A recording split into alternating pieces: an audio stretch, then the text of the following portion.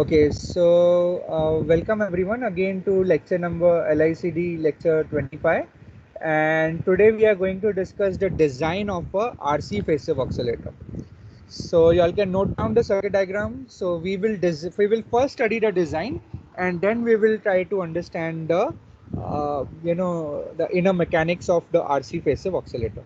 So we have to design this circuit for a oscillation frequency of 100 Hertz. So this is my circuit diagram. RF, R1 are the components of the amplifier, and this RC, RC, RC, three RC elements we are using. That is my feedback network. Everyone, now it is visible. The PDF is clearly visible. Yes, sir. Yes. Okay.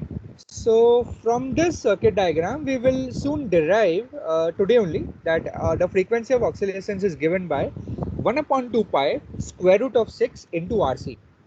Okay.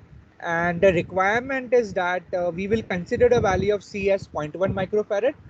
Frequency is given as 100. So only R is unknown. So you can work out in a calculator, the R will come out to be 6.497 kilo ohms, or you can approximate it as 6.5 kilo ohms. Okay, so C and R element is determined. Next is RF and R1. Okay, so to prevent the RF network from loading the amplifier, we select the value of R1 to be much greater than R. Now anyone can tell me why this is so? Why we select R1 much greater than R? I have written there to prevent the loading, from the amplifier. What does that mean?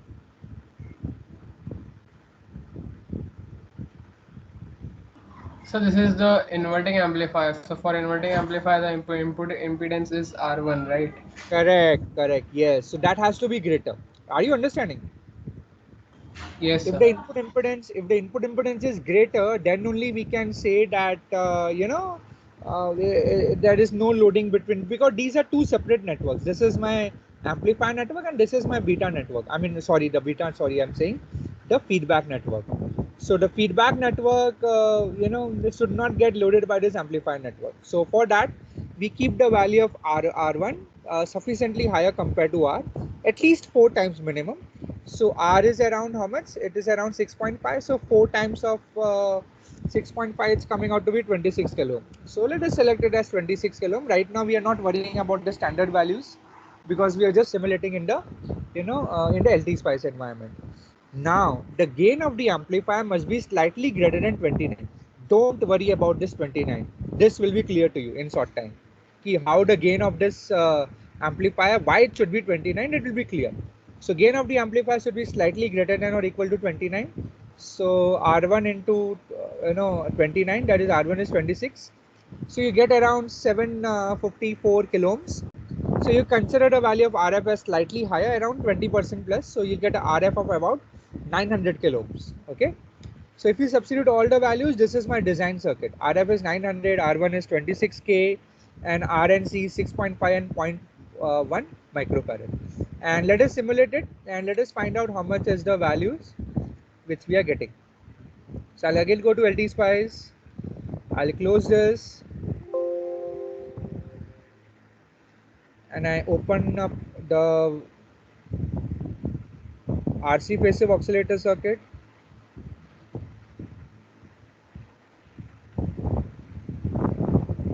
Okay, so this is Vein Bridge only, sorry. RC phase-shift design I want to open up. Okay, so this is my RC phase-shift oscillator. As you can see, for low frequencies I have used the low speed Opamp, so not much is necessary over here. Let me delete this. Okay, fine. So for this RC phase-shift oscillator, it is designed for F0 equal to 100 Hertz. The power supply is plus or minus 12, and RC element, as you can see, 6.5 and 0.1 microfarad.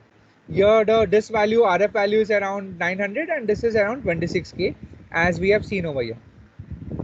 So clearly it is meeting all the requirements, all the design statements, all the values are perfect. Now let me simulate this and show it to you. So see. So it is also producing oscillations, as you can see, glowing oscillations over here. If I expand it, you can see this. So this, when this is reached, it means that A into K is around 1. But let us see what can be the, yeah.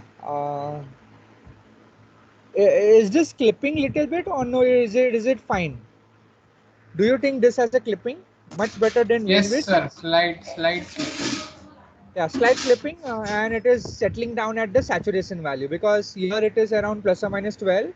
So plus or minus VSAT will be around, let's see how much it is, 11 point something. So definitely yes, this is basically your, nearby the clipping value. So in this case it's not, but if I increase the value of R1 and all that, it will slightly clip more.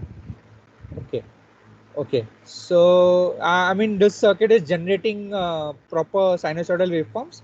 Let us check the frequency here. So I'll take this and keep it over here, and the other one I'll keep it over here. So it is designed for 100 hertz. How much it is coming? 103 hertz. So quite close. You can see over here frequency 103 hertz. I'm measuring one time period. So it's perfectly behaving as a sinusoidal oscillator, but a different technique nevertheless. It is a RC phase shift oscillator. Okay. Any doubts over here? Anyone? Can we move on to the actual mechanics of actually working of this RC phase shift oscillator and the derivation? Yes.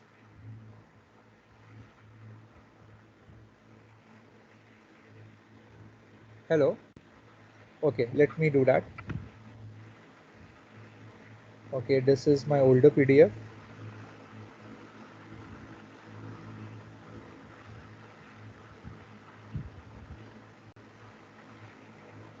Okay, I actually I have to make one more copy of this, because I will require a circuit diagram. Just wait, and now we are going to explain the RC phase shift oscillator, the working, and why that gain of the amplifier should be 29, and why the gain of the feedback network should be 1 upon 29, and also derive the frequency of oscillations. So there are 2-3 things which we are going to do. Okay, I have my the diagrams over here. So right one I should keep it like this, and the left one I can use it for explaining.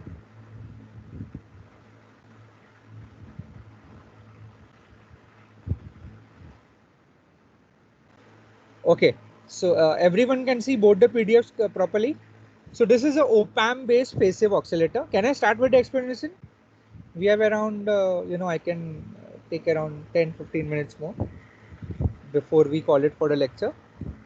Is it visible clearly, everyone? Okay, fine. Let me start.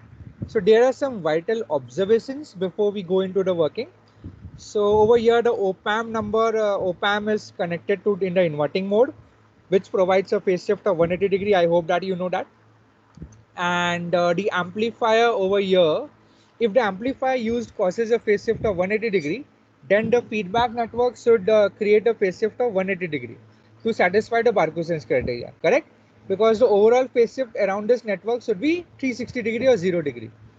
Over here, the feedback network consists of 3 RC sections in the cascade, where each RC section is introducing a phase shift of 60 degree.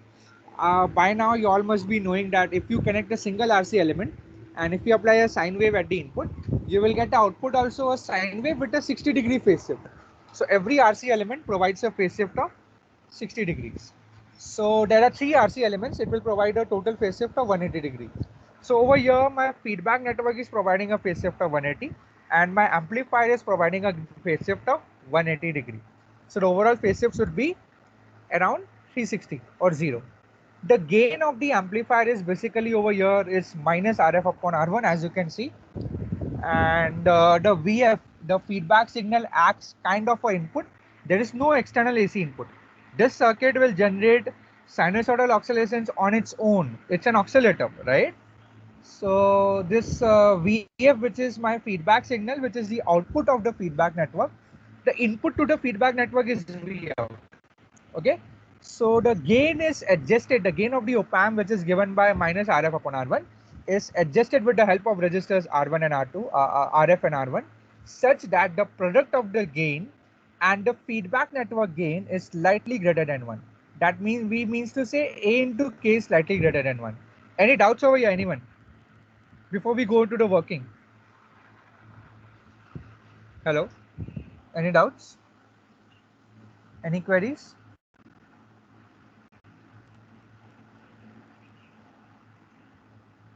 Am I audible? Yes, sir. Okay. There are no doubts. That's why I need to proceed. So before we go into the expression, we'll go to slight working of the circuit in short. So I'll go step by step. So as soon as, concentrate in this diagram, as soon as the external DC supply is turned on, that means you have to power up the op-amp, the phase wave oscillator starts working and it starts oscillating at the frequency f0, which is desired. So the circuit will oscillate at the frequency, desired frequency, but without applying any external AC input. Okay, so let us see how that happens. So initially the output of the op-amp is at output offset voltage, that is few millivolt. As I've already told you, this output offset voltage is present in every practical op-amp. Even if you buy a brand new op-amp and try to give no inputs and still measure the output, you will get some error voltage of around millivolts. That error voltage is called as output offset voltage, which is present every time. This is one of the possible sources of the, which will act as a trigger. So this V out, which is there, is fed back to the feedback network, and the feedback network will change its phase shift to 180-degree, and it is fed to the amplifier, right? So what the amplifier will do? The amplifier will amplify with a gain of RF upon R1. Are you all following this? Let's say that the output offset voltage is 1 millivolt at the output without doing anything.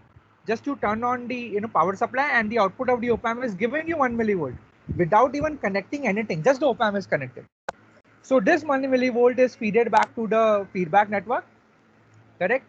So this feedback network will pass it on to the input of the amplifier, where the amplifier will amplify it with the ratio of RF upon R1. Let's say RF upon R1 is 10, the ratio is 10. So what will become to 1 millivolt? It will become 10 millivolt next time. Again, it is fed back to the feedback network. Again, the same thing is going over here, where the feedback network will slightly reduce its amplitude, but more or less will reach the input of the, again the inverting amplifier. Again it will amplify it with a gain of 10, and this process will go on until you get a sustained oscillations like this, as you have already seen also. See this is growing of the waveforms, as you can see over here. So this is happening spontaneously, as the both the amplifier and the feedback circuit are working in tandem. So this will continue until the A into K becomes equal to 1. And this will happen only at one frequency, that is F0. So at the frequency of oscillations, when the phase shift around the loop is 0, and when the A into K, that is the gain of the feedback network and the amplifier, becomes 1, then only the sustained oscillations are produced at the output.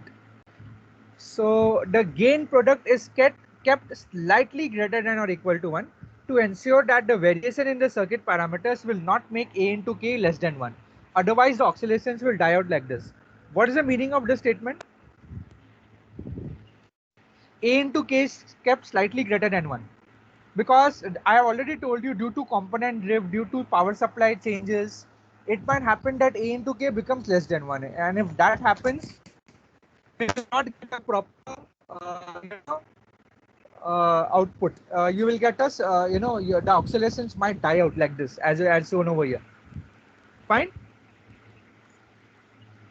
Any doubts in this?